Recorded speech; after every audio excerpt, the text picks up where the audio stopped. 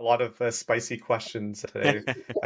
I love those challenging, hard ones, and ones that you just have to be very careful navigating in Yeah. itself. Welcome to The Elephant in AppSec, the podcast to explore, challenge, and boldly face the AppSec elephants in the room. I'm Alexandra, your host, joined by my amazing co-host Tristan, a former security engineer and co-founder of Escape. Today, we're excited to have an amazing guest, Jeevan Singh, a senior staff security engineer at Rippling, joining us. Jeevan is responsible for a wide variety of tasks, including architecting security solutions and working with development teams to resolve security vulnerabilities. With over 15 years of experience in various development and leadership roles, he enjoys building security culture within organizations. That's why we're extremely excited to talk with him today about top-down versus bottom-up approach to security. For our talk, we had a chance to challenge him on his vision, his opinions, and ask some spicy questions. So, let's dive in. Hi, Jeevan. So, very happy to have you here today with us, our podcast, and just cover different topics, and mainly focusing on approach top down versus bottom up approach to security. It's very exciting topic, and I think you have a lot of knowledge, and we're very looking forward to learn from you and challenge you as well a little bit, because I think that's that's the goal. So let's start. So in your opinion, what can you maybe explain to people who just join us and they probably have different experience in security? So if you can just explain a little bit, what does it mean, top down versus bottom up approach? For sure. Thanks for having me. I don't know if I have a lot of knowledge. I definitely have a lot of opinions. So That's good. more, Yeah, it's great. This is more what than we're willing to looking share for. those. So traditionally when I think about a top-down approach, I'm really thinking about how you have CEOs, the exec suite, really pressuring all of the organization to think about security in all aspects of the business. So CEO will pressure his exec team. The exec team will pressure their VPs. VPs will pressure the directors, and all the way down towards the individual contributors within the organization. And traditionally, you find this in more of the old, I was going to say older, but more like the traditional companies.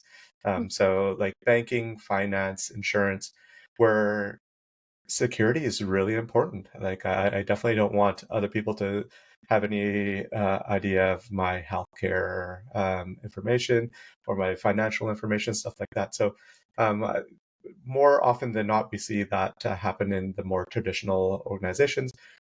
Bottoms up approaches where all the ICs, and more likely than not, it's going to be on the engineering side of things, software developers, and they are evangelized. They are really empowered to care about security. And you see that with more of the tech companies and programs like Security Champions, where you work really closely with the individual contributors and make sure that they are knowledgeable about security and they have the right information that they need to make the right decisions for their teams. So definitely a big difference between a top-down where you're pressured to do security, whereas a bottoms-up where you're empowered to do security. But a lot of companies have a mixture of both as well. Actually, you kind of answered to this question already, but I feel that there has been a shift in the trends towards favoring either top-down or bottom-up approaches. It looks like enterprise are more top-down, startups and new tech companies are more bottom-up. But what are the factors that influence this preference?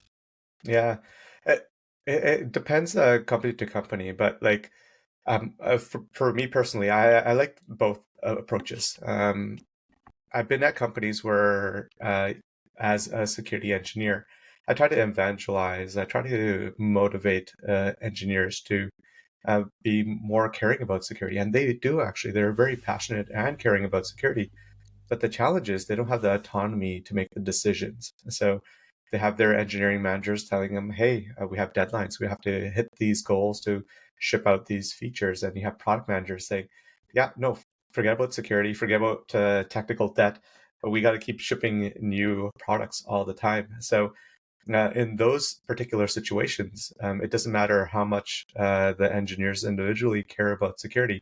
Security work is not going to happen, and which is why you need both bottoms up and top down approach. And the top down approach, it makes a lot of sense because product is not optimized to deliver technical debt or security technical debt. That particular organization, they're usually rated on how much new features that they push out or how much revenue they generate for the company. And while I really care about security, and I think it is a revenue generator, most companies don't think of it that way. People will not buy your tool because you have the best security, but the flip also works where people will avoid your tool if it doesn't have good security. So it's really hard to motivate a product to really focus on security itself, which is why you need to make sure that their bosses and their bosses' bosses actually care about security so that they have to actually care about security. So um, you're right, where a lot of the high tech companies, especially the startup side, they don't really have the passion or want to do security. They're in survival mode and trying to just push out their product. But more of the enterprise, even the high tech enterprise companies, that there's an expectation. Your clients, if you're spending a 7-figure, 8-figure deals, licensing deals on this product, there's an expectation of security built right into the product. Yeah, makes sense. I think I'm gonna challenge you here a little bit. You said you like both. Yeah. Is there like at all no preference at all for one or another? No, you have to do both. So you absolutely need a top-down approach because if the exec suite does not care about security, you're wasting your time in that organization. You should go work for a company where, as a security engineer, you should work for a company that actually does care about security because it's going to be an uphill battle all the way. And I've been fortunate enough in my career not to have that. But there were places where like I thought we had very strong security, and I knew that there wasn't going to be any additional investment. That they didn't want to have next generation security and bleeding edge security, which is totally appropriate for that company at that time. But like you need that top down approach to really make sure that the VPs of engineering, the directors also all care about security. But you also need that bottoms up approach. If the individual engineers don't know how to fix security vulnerabilities, don't know what good security looks like, you're going to have that struggle as well. So traditionally, I like to start when I join an organization, I like to start top down. So I like to get to know the directors and VPs, the CTO, so that I can get buy-in at the highest levels. And once I have buy-in and have convinced those folks that they should care about security, more often than not in 2023, people actually care about security. So doesn't require that much convincing. But once I get buy-in from that level, then I will go down and work with the individual engineers and really teach them how they can be good stewards of security for us. And do you think that in the companies like you mentioned, the healthcare or finance, like where there are higher stakes, and where potential fear is a big factor, do you think we tend to shift more towards top-down control in the situations? I agree with that. Like when you are worried about what regulators may say, that definitely has an impact in itself. So if I'm worried about the SEC, if I'm worried by GDPR or privacy regulators, I'm really going to care about the processes that I put in place, and it's going to be top down heavy in itself. That no, we're going to be implementing it in this way.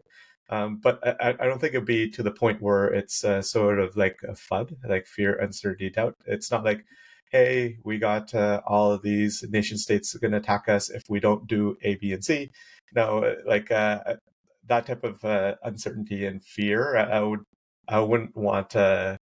I wouldn't want to implement a program that way. I would just, as I talk to directors and VPs, talk to them and say, hey, if we fix this particular vulnerability, we should be much better placed for when auditors come in and ask us questions.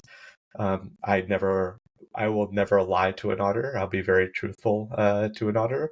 So like either you'll look bad because I'd make sure that we'd have these conversations. They had plenty of time to remediate these issues. And if auditor was really strong at probing and asking the right questions, they're going to get the truth out. So definitely want to make sure that we work with our engineering partners to make sure that they are aware of the issues, but also have a balanced approach and not try to scare them into doing the right thing. Like they are the ones that actually own the risk within the organization, and they are the ones that should make the ultimate decision. I'm there to really help them guide and understand risk in itself. Let me clarify that. Like, if they're doing the wrong thing, I'm gonna step in and say, no, we're not doing this. You have But example of a really wrong thing? yeah, like if I noticed that we had a backdoor into our software, Okay. that's it.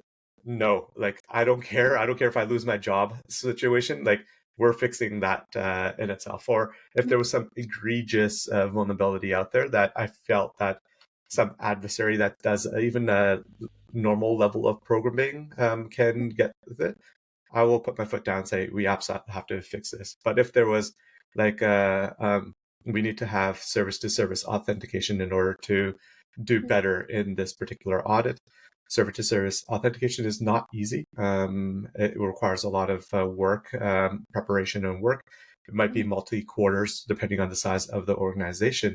We would have conversations around that and say, okay, maybe we can implement this small layer first, and then we can iterate to get to where we think is very, very appropriate in itself. So it really depends on the situation, but we want to give them the full context to make the right decisions in itself. Okay. See. And have you ever had like any examples of resistance that you encounter? Like, firstly, let's say you come to a new company, you said you have first a top-down approach, and have you met, for example, resistance on another side from the like engineers that you just met, or vice versa? Yeah. I've always encountered resistance. Like a small amount of resistance is always healthy. So we had a new VP of engineering join us when it was my days at Twilio and Segment. New VP of engineering that joined us, and he was a very, very strong security advocate. So the partnership, the relationship was already there, but he challenged us on everything. Severity and prioritization was a great conversation because he wanted to make sure that we are looking his teams, his entire org. I think he had maybe 200-300 engineers reporting into his org. They're actually really focused on the most important of the security items themselves. So he basically told his org, I don't want to see P1s out of SLA. Everything has to be fixed. So engineers looked at them, and some of those P1s weren't actually P1s. And so we looked at those and we sat down and we showed them that this is how we actually map out severity. And do you disagree with these things? And the engineers did, and that was good because for us on the security side, we have a very small sliver of knowledge in all the things that they do. So I remember one particular situation. I sat down with a director of engineering and we walked through maybe 4 or 5 of his vulnerabilities, and 2 of them he completely disagreed with. So I showed him the rating, how we actually rated it, and different capabilities. We were using CWSS, Common Weakness Scoring System, internally. And I like to take a lot of notes when I score things. So we opened it up, we refreshed it, and we looked through it. And he's like, I disagree with this and this capability. And I'm like, okay, why do you disagree? And he talked about all the controls that he had in place that I wasn't aware of. As security, as much as I want to be intimately knowledgeable about everything that engineering does, I'm not going to know everything because they're in that code day in, day out, and I'm not. So we sat down, we had that conversation, and he convinced me. He's like, yeah, you're right. Those are great controls to have there. And I think we pushed that to P2, like a high to a medium in itself. So we having those good conversations at both the director and IC level really made sure that we had the right severity, the right priorities in itself, and also had great conversations at the VP level where, like, are we really focused on the right type of risks themselves? Like, the director and engineering level, there were like sort of maybe the weeks worth of work, whereas at the VP level, we're talking about months or quarters worth of work. So having that healthy conversation with them and saying, okay, these are the risks that we are seeing, and they had their own opinions on the risks that they were seeing. So having that healthy conversation with them to make sure that we are really focused on the most important things. It's crazy to think that you can't really do great cybersecurity and great application security without actually talking to everyone and understanding like what everyone is doing, what is the code that they own, what are the responsibilities. And I've had this discussion with a lot of security professionals actually, that there is a huge part of human relationship and discussion with the stakeholders in security. So to get to take a look at the future, like, do you think we have to continue doing that? Like, can we reach an ideal world where developers would create secure code from the very beginning, or will we still have to, have conversations, think about security architecture, think about risk forever? Oh, I love this question. I think if you build a better mousetrap, you're going to build better mouses in mice in general. So I love the comparison. the better we get at security, the more interesting, the more challenging our adversaries will become in itself. I do hope that at some point we are. I feel that even today we're still dealing with the foundational issues in itself. They're just processy issues, things people still don't know much about security. You, as an engineer, you have to be at least at like a senior level to really be able to provide good security guidance for your organization and your team. So I do expect all my senior staff and principal levels these days to be at least well understand what exactly is important for security. But like, I really see how security echoes quality. So way back when, maybe 20 years ago, there's a lot of shift in the QA world where back in the past, engineers would develop their code. They would just hand it off to QA without telling them anything. Like, yeah, we made this feature. Go figure out where all the bugs are for it. And there was a shift. We started as engineers. We started talking to QA a lot more. They started getting involved in the engineering process where they're giving input on how we should be actually developing and reducing quality issues, defects right from the get-go. And that collaboration really really improved the quality of code that we see. And QA folks started writing a lot better integration tests for developers. And developers actually started writing QA, like the unit tests themselves. So we saw this evolution where in quality, the quality improved while we had a lot stronger collaborations.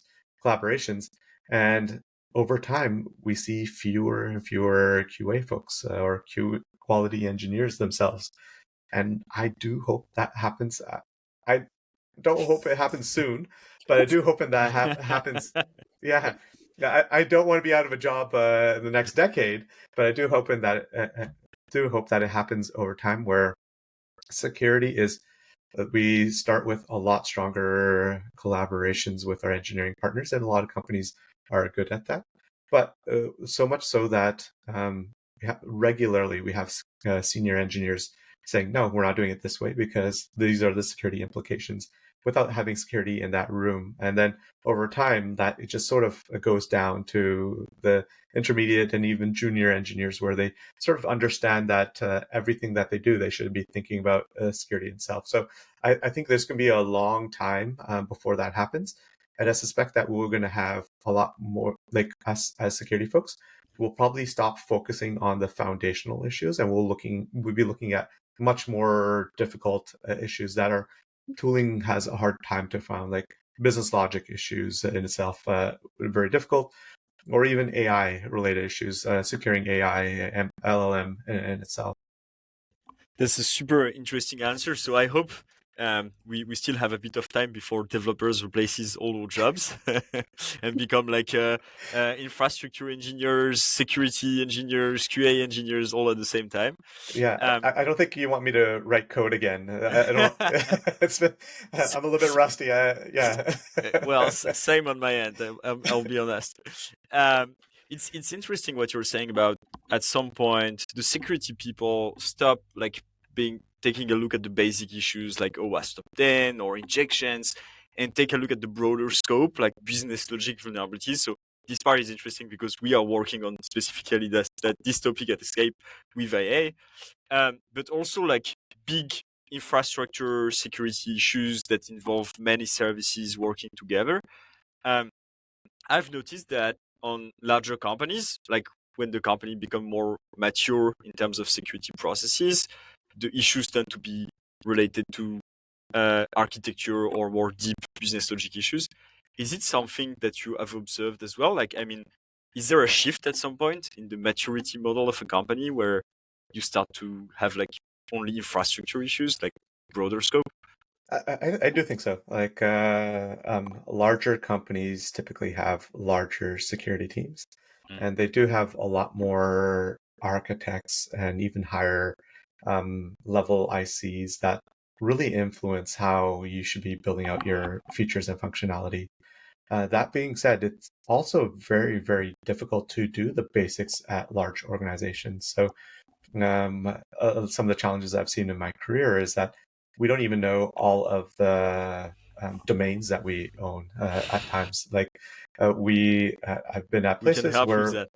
yeah, We can help with there that. are like we Call me. own we own thousands to tens of thousands, maybe even hundreds of thousands of domain subdomains in itself, and like the whole footprint is hard to just understand what we own.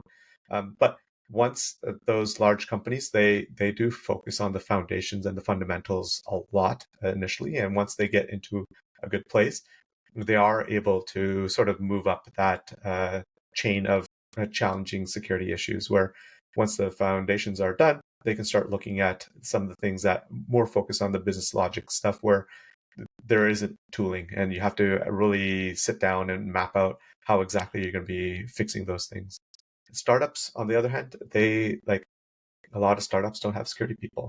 So it's really difficult for them to consider those sort of challenges and problems in itself. So it's as companies mature and grow, they will have more security engineers to help them, and hopefully those security engineers know how to do the basics, so that they can focus on the more difficult problems. That's actually quite interesting. Like, say if you had like a friend or someone you know professionally that he's the CTO of a startup that is growing, but not to the point that they can hire their first security people, and this person is asking you like, can you help me like having the best practices on the long run on security? What would be the advice, taking into account the fact that they don't have that much resource to invest in security? What would be the priority for them? This happens a lot more these days. Like there have been a lot, not just reaching out to me, but reaching out to a lot of folks in the industry where before it was you would have at least 100 engineers, maybe 200 engineers before you think about security at Yeah. all, or have your first security hire. But I've been chatting with startups in itself where there are 14 people, 20 people, and they are like, no, we want to embed security right away. Like it's too, like we think we're already too late. And a lot of folks are hiring where there's only maybe 50 engineers or maybe 30 engineers. They're having their first security engineering hire. So one of the things that I definitely talk to them about is like focus on. So Microsoft put out a great SDL, security development lifecycle, about 20 years ago, and it's still relevant today. And really focus on the left side. And everyone talks about shifting left, and there's a reason. It's very cheap to do security when you shift left. So the very leftmost side of shifting left is training. So if you can provide some sort of training to your engineers so that they think about security more and build out those processes very, very early on. And then even think about while you're in the requirements phase. Should we be shipping this data to this third party? Does that make sense for us as a business? What are the implications that we might have? Like, what if that company gets breached? Like, what happens to us, and what do we need to do on our end? And then you have your design phase. So that's where you just spend a little bit of time. And at bigger companies, we threat model, we dive really, really deep into the features, and we look at all the individual risks that can happen anywhere and try to mitigate those risks. But even at a small startup company, just you spend an hour and just say, what can go wrong? What can we do about it? And did we do a good enough job? If you can answer the actual fourth question for threat modeling is, what are we building? So if you can answer, what are we building? What can go wrong? What will we do about it? Did we do good enough? Those are just the 4 questions that you need to ask yourself as part of it. And anyone can sort of ask those questions and have responses for it. So smaller companies, I think they can actually really think about security early on. And if they focus on training, the requirements, and design, they'll be in a really, really good place. So when they do actually hire an actual first security engineer, hopefully there isn't too much work that needs to be done there. This is very interesting, especially I think like about training. There is a lot of discussions about training, and especially like, for example, just a few days ago, I went on Reddit and I asked a question like, how do you make your developers interested into cybersecurity? And I put that in the blue team security Reddit, and there were like dozens of comments and likes, and everyone was like talking about, because this is a topic that captures a lot of attention from the security people. What's your take on it? Like, how do we get developers to be well trained about security? How do we train developers the right way on security? Yeah, I think you nailed the first part, whereas how do we get them interested in security? Yeah. And the interest does come with just chatting with them a lot more. A long time ago, I chatted with um, someone from Salesforce, and she was working on the security awareness and training team there. Marissa, awesome individual, and I had the question: how do you scale security? Like it's really difficult to scale security, and she said the best way to scale security is to talk to people one on one. I'm like, that doesn't make sense. Like it seems doesn't look like scale to me. yeah. But I took her advice to heart, and I started talking to people one on one, and wow, what a difference maker. Once you can show your genuine passion and interest in security, it is infectious, and other people get interested in security. And by talking to people one on one, I was really able to help scale security in that particular organization. We had about 150, 200 engineers there, and it took time, a couple of quarters worth. I didn't talk to everyone, but once you talk to enough people, there's enough people caring about security that you can really actually impact how things happen within the organization. And the so that's the first part. Is like just start talking. Just talk to people. Talk to people individually. Talk to them about your concerns, and people will actually care about your concerns in itself. And then the training part, I always like making custom training for the organization that I'm at, mostly because, especially the type of training that I want newcomers to see. So we had great training at Segment where we had 2 parts where every single new engineer had to go through it.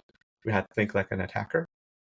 And what it was is like, we give you the tools that attackers have, and you start exploiting a vulnerable application.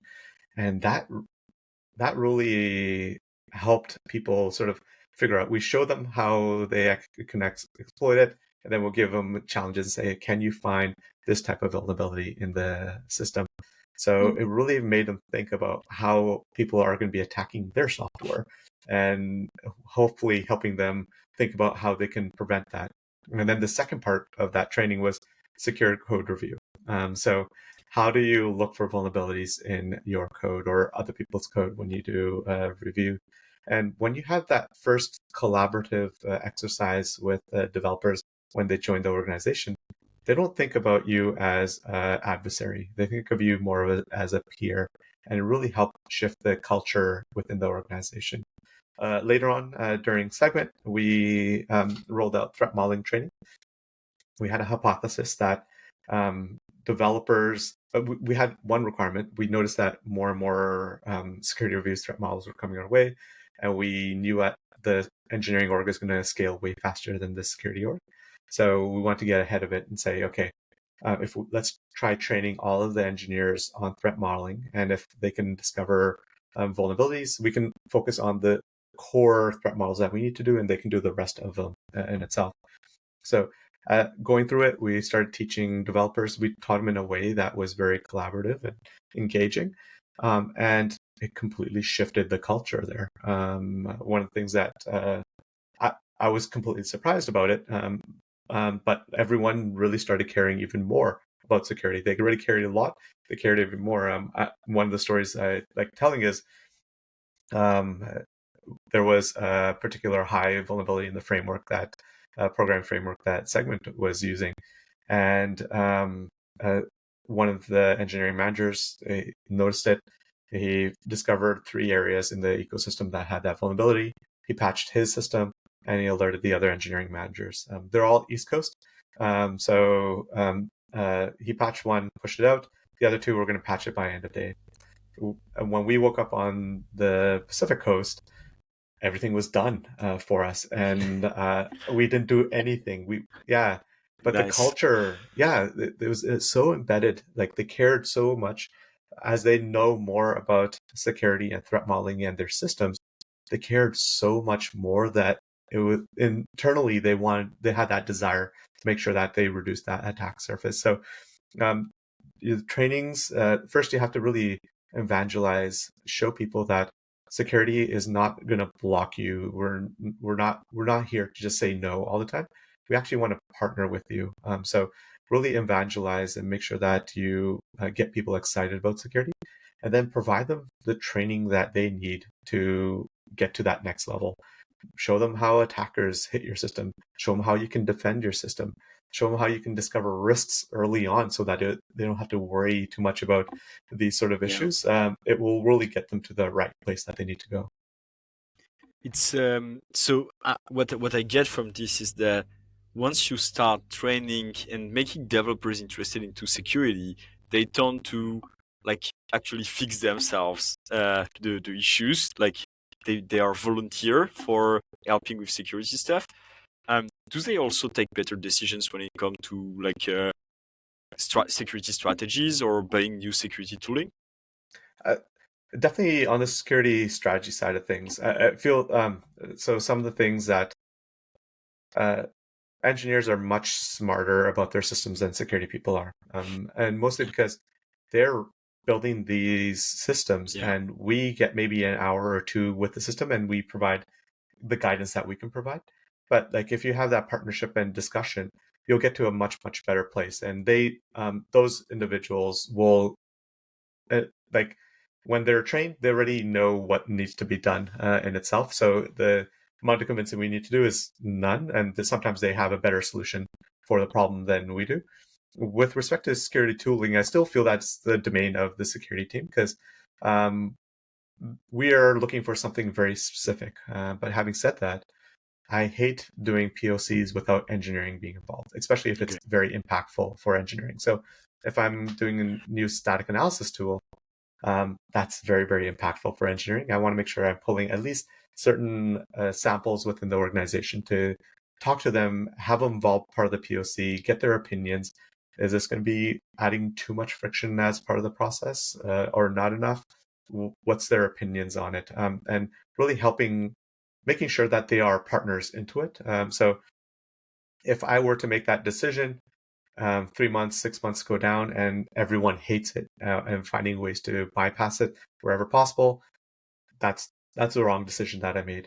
But if we did it collaboratively, and I already know all the problems with the various tools that I've worked with, and we have to absolutely choose a tool, I can work with them to choose the least worst tool if it's in that capability, or the best tool if everything worked out well for them. So really want to make sure that we partner with them on the tooling decisions themselves.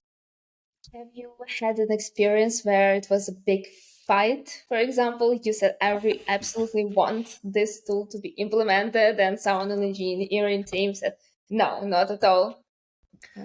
I don't think I've had that sort of friction in itself. So usually the partners that we have are like the platform engineering teams, where they're really responsible for the developer experience, the DevX for the entire ecosystem.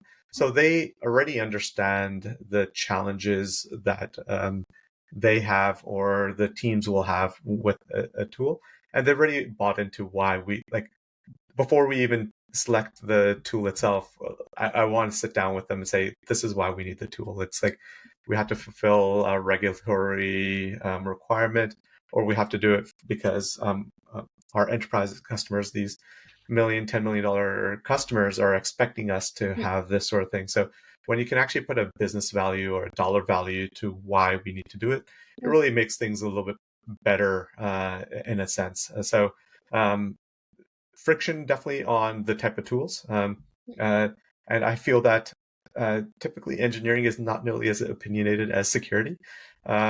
Security teams will tell me, nope, this is bullshit. We're definitely not integrating this particular tool in our ecosystem.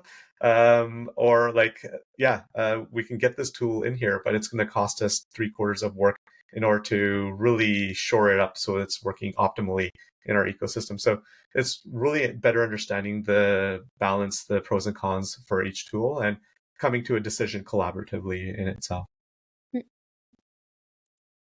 What's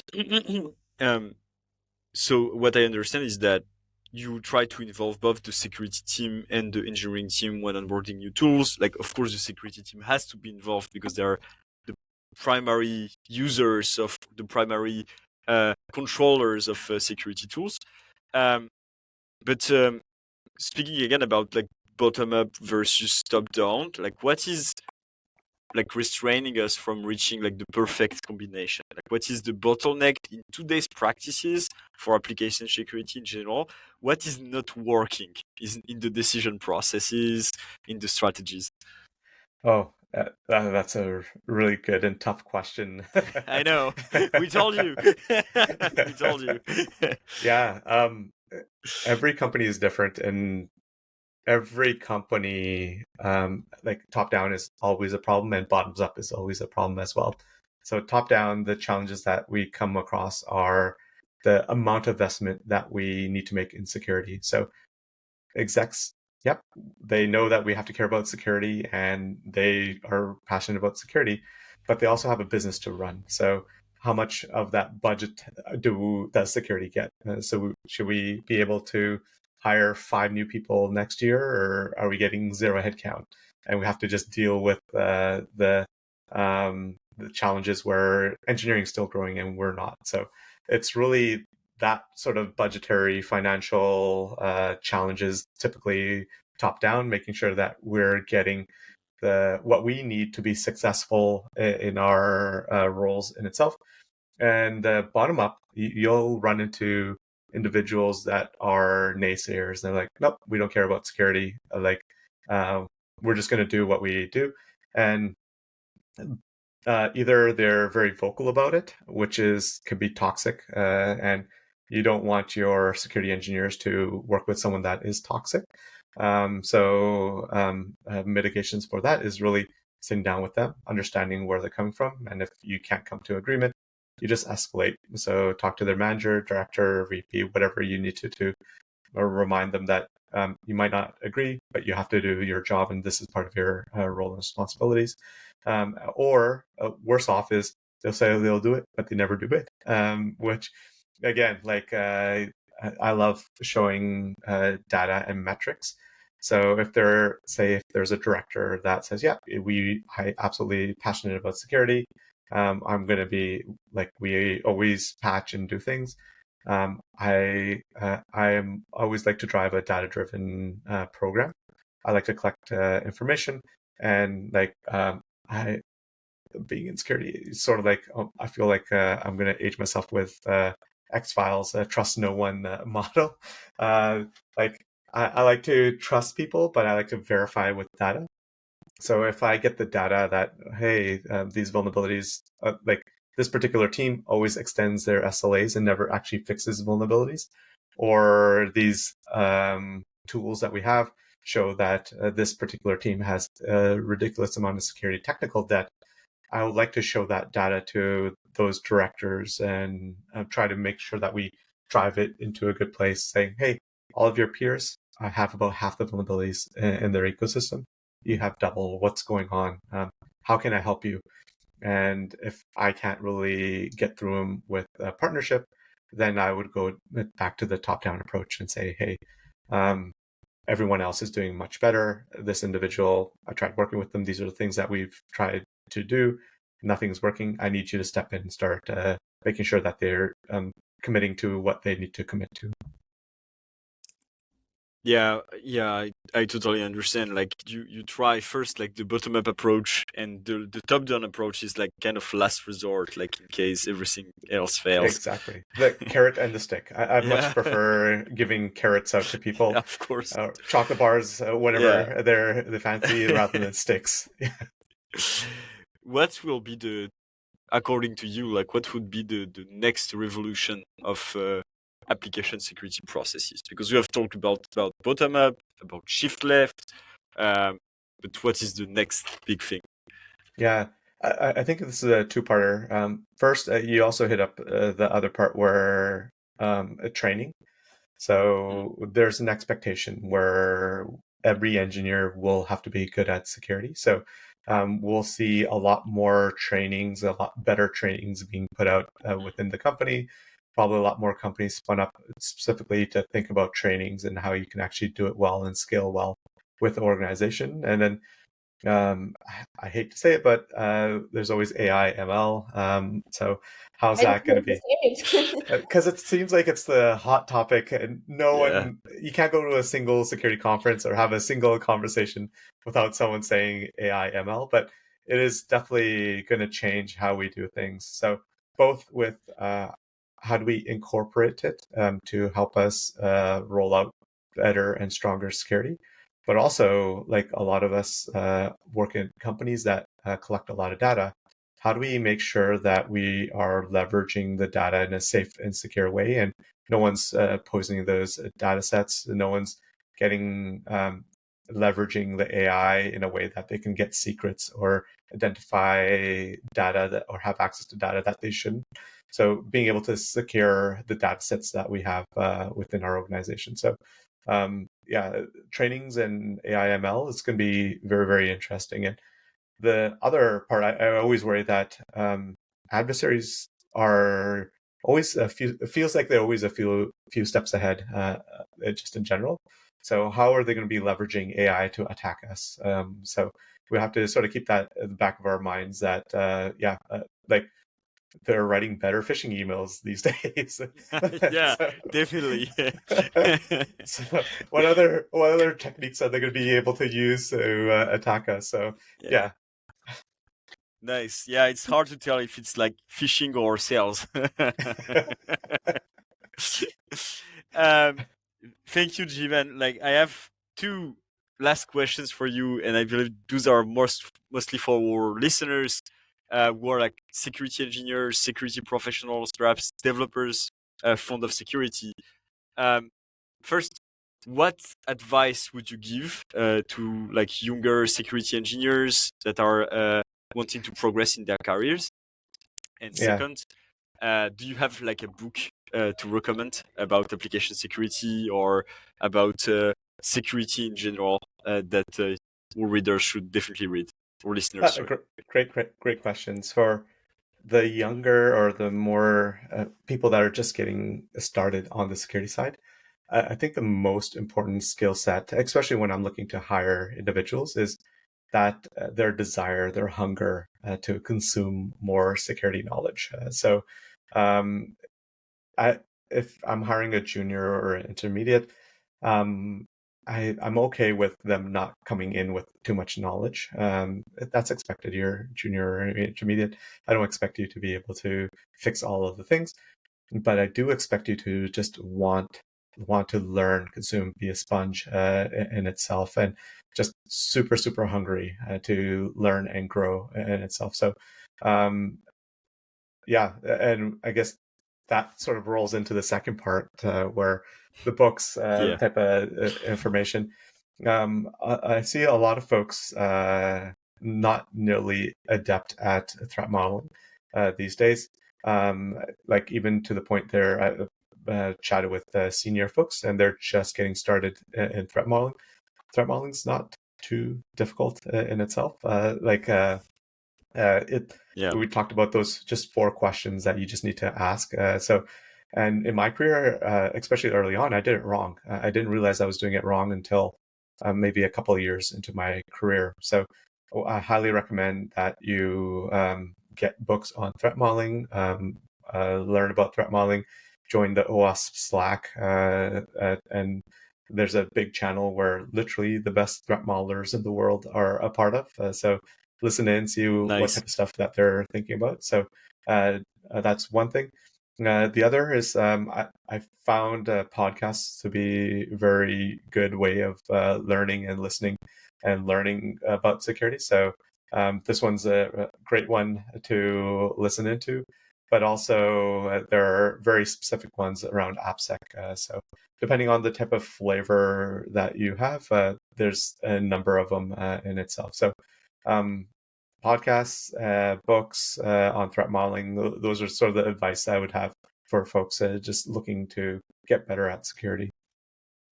Well, I need a link from you after the podcast. Yeah, absolutely. That was exciting. Okay.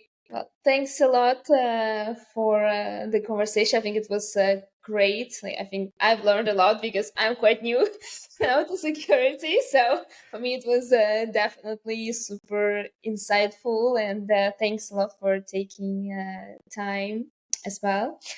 So Yeah, thank you for having me. A lot of spicy questions today. I love those challenging, hard ones, and ones that you just have to be very careful navigating in Yeah. itself. Thank you for answering well to all our spicy questions.